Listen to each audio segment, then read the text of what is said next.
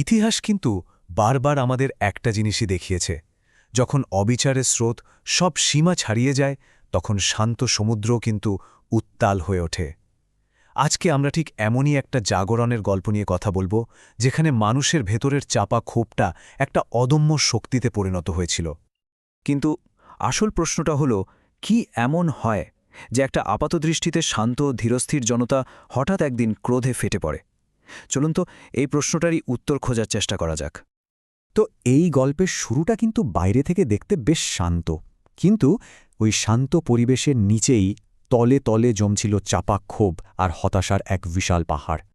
মানে বাইরে থেকে দেখলে মনে হবে সবকিছু একদম শান্ত, যাকে আমরা বলি প্ল্যাসিড, কিন্তু ভেতরে ভেতরে আসলে একটা প্রচণ্ড ক্রোধ বা র্যাথফুল মনোভাব তৈরি হচ্ছিল।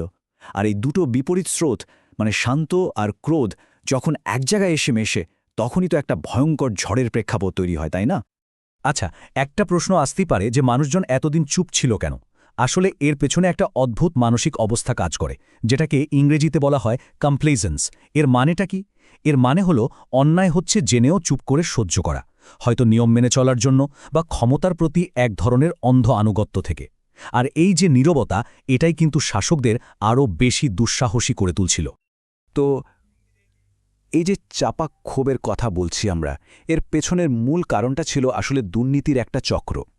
এমন একটা চক্র যা বারবার ফিরে আসছিল আর সমাজকে ভেতর থেকে একেবারে ফাঁপা করে দিচ্ছিল। এই দুর্নীতিটা ছিল রেকারিং, মানে যা বারবার ফিরে আসে। এটা কিন্তু একাতবারের কোনো ভুল ছিল না। ব্যাপারটা ছিল অনেকটা ঋতু পরিবর্তনের মতো, একটা নির্দিষ্ট সময় পরপর ফিরে আসা অভিশাপের মতো, যা মানুষের সব আশা ভরসাকে বারবার ভেঙে চুরমার করে দিচ্ছিল। সমস্যাটা কিন্তু আরও গভীরে ছিল, কারণ এই দুর্নীতিটা ছিল ইনভেটারেট। এর মানে হলো এর শিকড় সমাজের এতটাই গভীরে ছড়িয়ে পড়েছিল যে এটাকে বদলানো প্রায় অসম্ভব মনে হচ্ছিল। অনেকটা, জানেন তো, একটা পুরনো বদ্ধমূল রোগের মতো, যা সহজে সারে না। আর এর ফল কি হলো? সাধারণ মানুষের কষ্টটা হয়ে দাঁড়ালো ইনসেসেন্ট, মানে বিরামহীন, আর তাদের অপেক্ষাটা হয়ে গেল ইনটার্মিনেবল, মানে যার কোনো শেষ নেই। ভাবুন তো একবার, জীবনে কোনো স্বস্তি নেই, শুধু চারিদিকে হতাশার এক ধূসর আকাশ। এই দুটো শব্দের মধ্যে কিন্তু একটা মজার, সূক্ষ্ম পার্থক্য আছে। ইনসেসেন্ট হলো এমন কিছু যা একটানা চলে, এক মুহূর্তের জন্যও থামে না। আর ইন্টারমিনেবল হলো যা এতটাই লম্বা যে মনে হয় এটার কোনোদিন শেষই হবে না। সাধারণ মানুষের দুর্ভোগটা ঠিক এমনই ছিল, একটানা আমার অন্তহীনও বটে। কিন্তু সবকিছুরই তো একটা শেষ আছে, তাই না? অবশেষে সেই ধৈর্যের বাঁধটা ভেঙে গেল, আর শুরু হলো জনতার এক অদম্য উত্থান, এমন এক উত্থান যা সবকিছু বদলে দেওয়ার ক্ষমতা রাখত। এই আন্দোলনটা ছিল আনরিল্যান্টিং, মানে একেবারে অনমনীয়। এর মানে হল প্রতিবাদী জনতা তাদের সিদ্ধান্তে এতটাই অটল ছিল যে কোনো চাপ, কোনো ভয়, কোনো বাধাই তাদের মাথা নোয়াতে পারছিল না।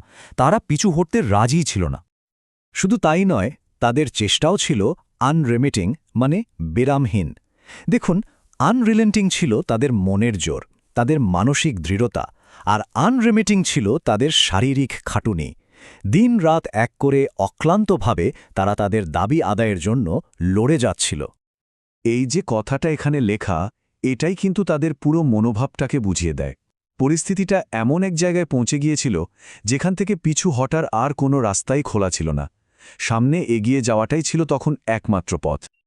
এখন স্বাভাবিকভাবেই যারা ক্ষমতায় ছিল তাদের প্রতিক্রিয়া কি ছিল? তাদের প্রতিক্রিয়া ছিল ইরাসেবল, মানে খিটখিটে।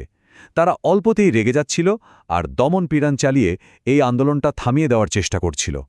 কিন্তু জনতার স্রোতের সামনে তাদের ওই রাগ, ওই আস্ফালন খড়কুটোর মতো ভেসে গেল। এই গল্পের শেষটা কিন্তু আমাদের ক্ষমতার আসল রূপ নিয়ে একটা খুব গুরুত্বপূর্ণ শিক্ষা দেয়। যেটাকে আমরা চিরস্থায়ী ভাবি, সেটা আসলে কতটা ঠুনকো হতে পারে সেটাই যেন চোখে আঙুল দিয়ে দেখিয়ে দেয়। এখানে দেখুন, দুটো দারুণ শব্দ আছে। একটা হলো পেরেনিয়াল, মানে যা চিরস্থায়ী, আর অন্যটা হলো ফ্লিটিং, মানে ক্ষণস্থায়ী। শাসকরা নিজেদের ক্ষমতাকে পেরেনিয়াল বা চিরস্থায়ী ভাবছিল, কিন্তু জনতা প্রমাণ করে দিল যে ক্ষমতা আসলে ফ্লিটিং।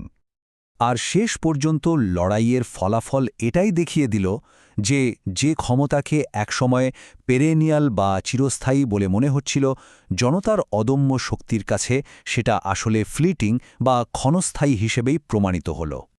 তো চলুন আজকের শেখা শব্দগুলো দিয়ে পুরো গল্পটা একবার ঝালিয়ে নেওয়া যাক।